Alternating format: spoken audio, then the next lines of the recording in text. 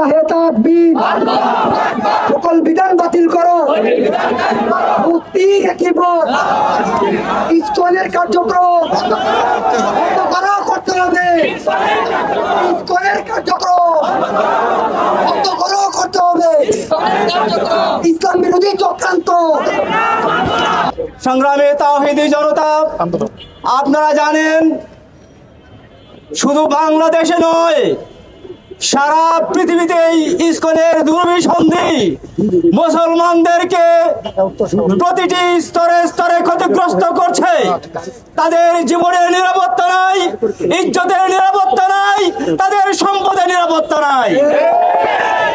1966 সালে নিউ ইয়র্কে এই সংগঠন প্রতিষ্ঠার পর থেকেই পৃথিবীর বিভিন্ন দেশে ছড়িয়ে পড়েছে। এই উগ্র হিন্দুত্ববাদী সংগঠন মুসলমানদেরকে নিশ্চিহ্ন করার জন্য সর্বরকম ষড়যন্ত্র চালিয়ে যাচ্ছে।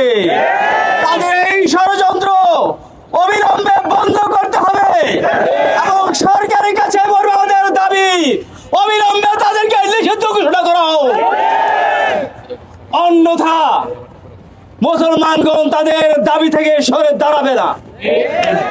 আহলে হাদিস আন্দোলন বাংলাদেশ এদেশের মুসলমানদের পক্ষে, মুসলমানদের বিরুদ্ধে ষড়যন্ত্রকারীদের রুখে দাঁড়াবার জন্য আজকে মাঠে দাঁড়িয়েছে।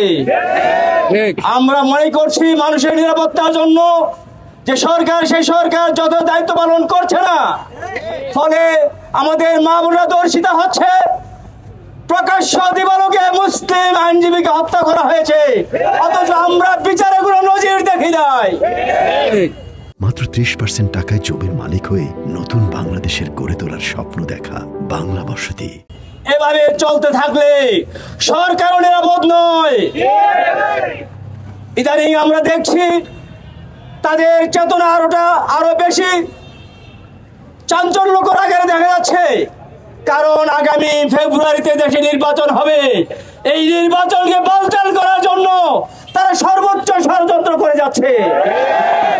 এখনই যদি তাদেরকে দমিয়ে দেওয়া না হয়, নিষিদ্ধ করা না হয়, আমরা আশঙ্কা করছি অল্প দিনের ব্যবধানে দেশে বড় ধরনের সংঘর্ষ তৈরি হতে পারে, রক্তময় সংঘর্ষ হতে পারে, অনেক মানুষ প্রাণ হারাতে পারে।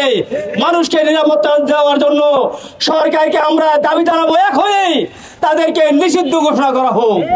আজকের এই সমাবেশটি আমি নিষিদ্ধ ঘোষণা পাশাপাশি আজকে বাইতুল মুকাররমের খতিব তিনিও তার খুতবায় বলেছেন এই ইসকনের কার্যক্রম নিষিদ্ধ ঘোষণা করা হোক। আমরা তার এই বক্তব্যকে, যারা খতিব আব্দুল মালিক সাহেবের এই বক্তব্যকে স্বাগত জানাচ্ছি। আমরা মনে করছি এদেশের মানুষের, কোটি কোটি মানুষের প্রাণের ইমাম, তিনি জাতীয় মসজিদে যে ঘোষণা দিয়েছেন, সেই ঘোষণা এদেশের সকল মানুষের ঘোষণা। আহলে হাদিস আন্দোলন বাংলাদেশ ও বাংলাদেশ আহলে হাদিস যুব সংঘের দক্ষিণ এবং উত্তরের নেতৃবৃন্দ, সাংবাদিক ভাইরা, আমরা স্পষ্ট ভাষায় বলে দিতে চাই, আমরা কোন হিন্দু ধর্মের বিরুদ্ধে এখানে মানববন্ধন করতে আসিনি। আমরা খ্রিস্টান ধর্মের বিরুদ্ধে মানববন্ধন করতে আসিনি। অনুরূপ ভাবে অন্য কোন ধর্মের বিরুদ্ধে আমরা এখানে মানববন্ধন করতে আসিনি। আমরা এখানে উপস্থিত হয়েছি হাজার বছরের ঐতিহ্য, এখানে সাম্প্রদায়িক যে সম্প্রীতি রয়েছে, সেই সাম্প্রদায়িকতা সম্প্রীতি রয়েছে, সেটি যাতে বিঘ্নিত না হয়, সেটি বিঘ্নিত করার জন্য ইসকন নামের একটি জঙ্গি সংগঠন অপতৎপরতা চালিয়ে যাচ্ছে। আমরা পরিষ্কার ভাবে বলে দিতে চাই, সরকারে যারা রয়েছেন, যারা মন্ত্রী পরিষদ চালাচ্ছেন, স্বপ্নেও কোনোদিন দেখেন নাই আপনারা মন্ত্রণালয় পরিচালনা করবেন। আল্লাহর রাস্তায় আপনারা মন্ত্রণালয়ে প্রবেশ করেছেন।